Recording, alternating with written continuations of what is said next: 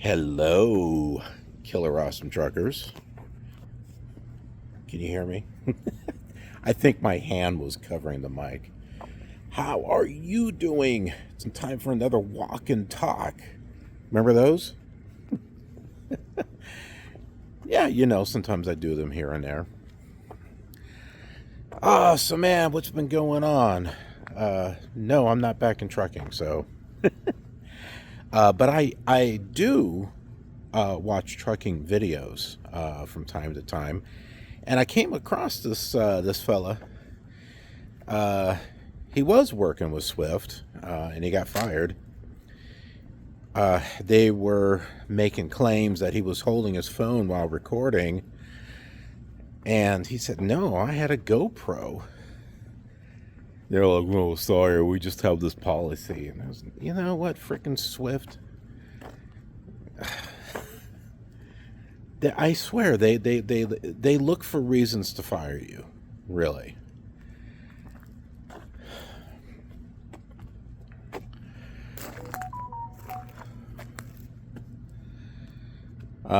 He was talking about how his name is Fish, by the way. So if you want to go look up his videos, Fish, as in swim, swim, swim, fish. But he reminds me of myself during my first year of trucking because uh, he wanted to. Did my There we go. Hi. I'm like holding my phone and it just kept getting darker and darker and darker. But anyway, he was recording videos because he wanted to, show some honesty as far as what he was going through, and he wanted to be able to help people who were interested in trucking. And I totally get it. That's exactly why I was doing it too. And also, it was just kind of a documenting my experience. Now, no one has done anything crazy like what I did, which is documenting every single load that I had for a whole year for my first year. Yeah, I know that was crazy, but I wanted to do that because anyone who wanted to get into trucking, I wanted them to have a full, honest look at what to expect in trucking. Not just highlights, not just, hey, look how much money I made this week, blah, blah, blah, blah. No, I wanted transparency and honesty and give you folks a chance to really see how it is. You know, not necessarily day to day, but definitely load to load. And so that was my goal. I feel that I accomplished that. And, we move on. So, anyway, I've been looking at some of these other videos and I read comments and stuff. And there are people that are, they're giving a 2 week notice saying, yeah, I'm just going to, leave for whatever reason. What do you think the trucking company does? A lot of you know they screw over the driver. They'll just route you to the terminal, and then they'll just fire you. And you might be lucky; it might be your home terminal, or it'll be something hundreds or even over 1,000 miles away, and now you got to try to figure out how to get home. So, for those of you drivers out there, either you're new or you've about had as enough as you can stand. I get it. Do not give a notice. Don't do it. The trucking company will screw you over. I know you want to do the right thing. They will not do the right thing. You got to look after you because they won't. So what do? You keep it quiet, okay? And you let them know, hey, can you get me home? Some things have come up. I need to be there. You know, you can say it's emergency or whatever the case is. You don't owe them an explanation as far as what it is. You just say, hey, it's personal, it's important, I got to get home. And that's it. And just do whatever you got to do, get home. And then take some time off and make sure you get your last check. You know, or if you're doing a lease purchase, everyone makes mistakes. Make sure you get your last settlement. Because number one, you don't want to be stranded out somewhere. And number two, you want to make sure that you get paid for all the work that you did. Because these companies, they will screw you with no lubrication. And I am not kidding. I have read just enough accounts of people who have not gotten their last paycheck, they didn't get their last settlement, and that should be completely illegal. And why that is allowed to happen in trucking is beyond me. I mean, seriously, everyone in the trucking industry makes money except for the driver. You people notice that? As far as you drivers, have you noticed that? Everyone makes money except for the truck driver.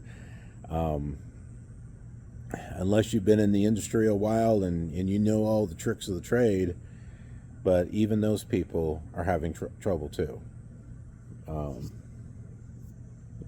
Like a bug. Yeah. Don't give your 2-week notice. All right. Get away from here, my friend. Fly. Get away. I'm just trying to help you folks out. I mean, I'm not in trucking at the moment, but I still care about you folks. All right. And I don't want you folks to get screwed over. Okay. Now, I haven't been in trucking in let's see, I quit Swift, December of 2024, but it was a year before that I actually stopped OTR. So I was in a casual fleet, and it was really casual as in I only got one really decent round trip load, which I got a video on it. Was it like a 3-part video or something like that? And I got a brand new truck. They gave me a brand new Freightliner too. And I mean like brand freaking new off the damn lot. I mean, so brand new, the engine was shiny and the oil was clear. That's how new it was. And it still had a check engine light. Yeah, I got that check engine light on the way to Albuquerque. I'm like, I'll be damned if I'm going to try to get this damn thing fixed. I got a job I got to get home to. So yeah, I was kind of doing that part-time and, doing my security dispatch stuff. And I'm like, the hell if I'm going to take this to a shop. I'm going to do my loads. I'm going to go home. They can figure it out. Because you know what? I wasn't going to FAFO, Hell no, man. Getting those loads, getting my ass home. I got things to do. You know what I mean?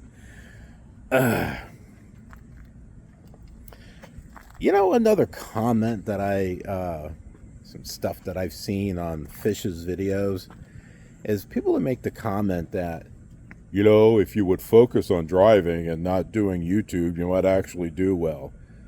Man, shut up. Just shut up. Here's the thing. You can do both. You can film some things as you're doing it. Because guess what? Some of these shots you can just get done in like less than a minute. You know, hey, I'm hooking up my trailer here, blah blah blah. You're doing, some montage stuff. That's easy. That stuff was easy.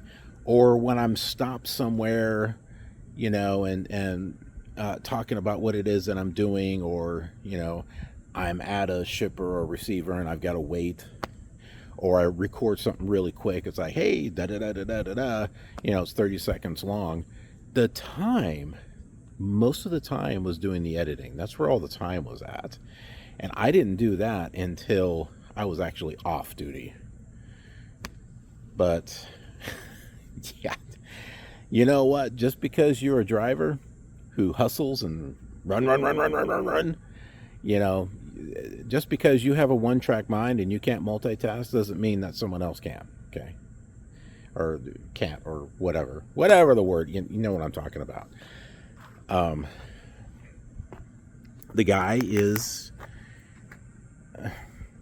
he's like me.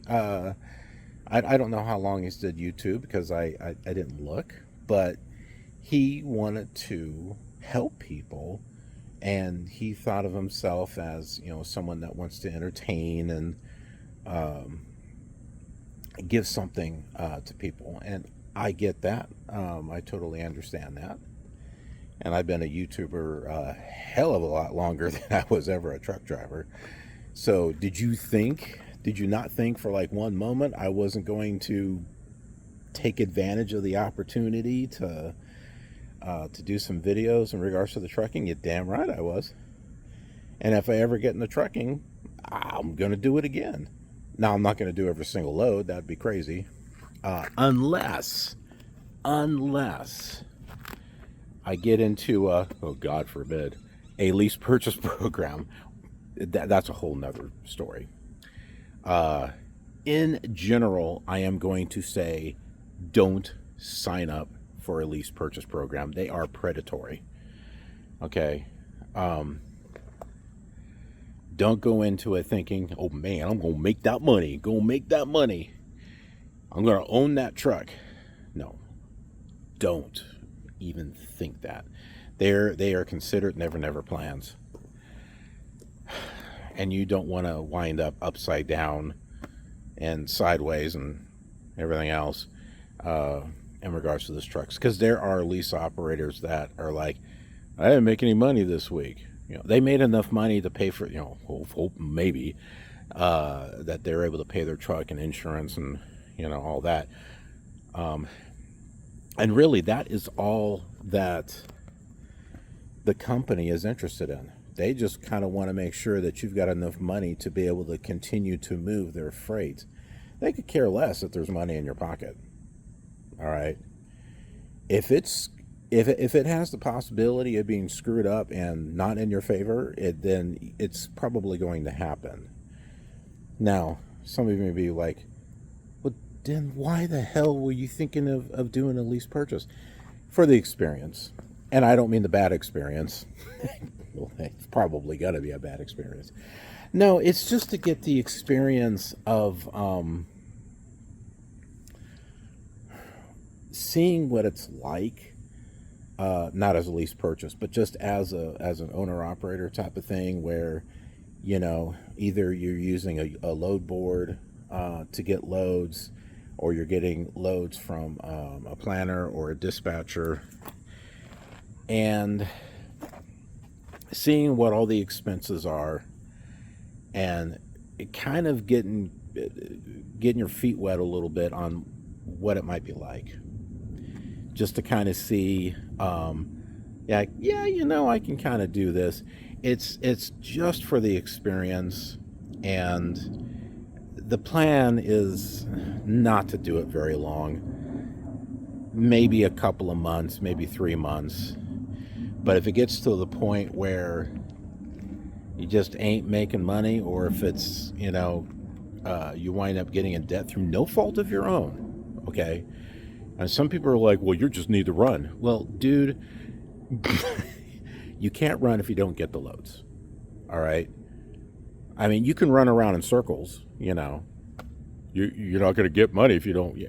Well, guess what? You know, you're going to lose gas. You're going to lose diesel if you're, going around in circles, hustling to try to go as fast as you can. Doesn't do you any good. You got to have the loads to be able to run. All right. And the thing is, as long as I've got the loads and as long as I'm stacked, I'm going to run.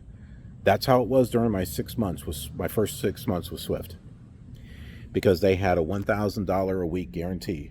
So you better believe they were going to have me run, and they were going to give me loads that were miles, a lot of miles. They wanted their money's worth. Based on the videos that I've seen, I don't think they have that anymore. And so even new drivers are going in and they're coming out with like $300 paychecks. Yeah, I know, it's kind of pathetic, isn't it? I tell you what, I got into trucking at the right time, and I sure got out of trucking at the right time. Now, why would I go back? I like being on the road. I like the drive. I like the freedom of being on the road. There's nothing like it. Just being out there on the road, and you got the road in front of you, and you're going and seeing the countryside and stuff. It's a great feeling. It really is. It's a lifestyle. Yeah, it's a job too. In some cases, it's more of a job than a lifestyle. But you gotta have a little bit of fun with it, or otherwise you're gonna drive yourself, no pun intended, you're gonna drive yourself nuts. And I tell you what, I've had a lot of time to think and reflect on trucking and my experiences and stuff like that. And I'll be honest, if I go back into trucking, I feel that I'm going to be a much better driver than I was the first time around, because I know what to expect. And I've had that time to think, as opposed to people that, are knee deep into trucking and haven't had time to think because they're busy trying to run and trying to do loads and stuff. Because they're afraid that if they take just a little bit of time, saying like, hey, this load's a little too close to what I'm doing right now, I wouldn't mind taking a little bit of a breather. The dispatchers see that and they're like, well, I guess this guy just doesn't want to work, and then they start giving you crap loads and you have to sit and wait. It's a bunch of BS. It really is. Yeah, as a driver, they're always going to judge you like badly. I mean, you literally, you got to run yourself like ragged and kiss their ass and everything in order for them to like you. Well, they're going to like you until they don't like you. That's just how it is. But yeah, in regards to the lease purchase program or whatever, that is something that I would do from load to load, so that way anyone who's thinking about getting into it, you can see what it's going to be like one load after the other, as far as how long did it take me to get this next load, how did I get it, did I have to deadhead somewhere, because really there's no videos out there that document, hey, I just started my lease program and boom, boom, one load after another, so that way you can really get a feel of, maybe I just want to go company or something. There's not a whole lot of transparency. It's getting hot out here. But yeah, I think, that's all I want to really say. I kind of got off tangent a little bit, but it's been a bit since I've done one of these walk and talks, so just kind of wanted to get all that out there, So yeah, just to kind of summarize, for you drivers out there, don't give your 2 week notice. All right, because they sure as hell ain't going to give you a notice until you know, stranded somewhere. Just park your truck and we'll have someone come get it. And now you're stuck at a truck stop somewhere, you know, begging for money or something. Don't be that person, okay? Take care of you. Make sure you get back to your home terminal, get home, make sure you get your last check, and then say, you know what, things aren't working out. I'm not going to be able to get back in here with you. I'm going to need to leave and move on. whether it's another company or just out of trucking completely. Take care of you. Thanks for watching. Have a killer awesome day.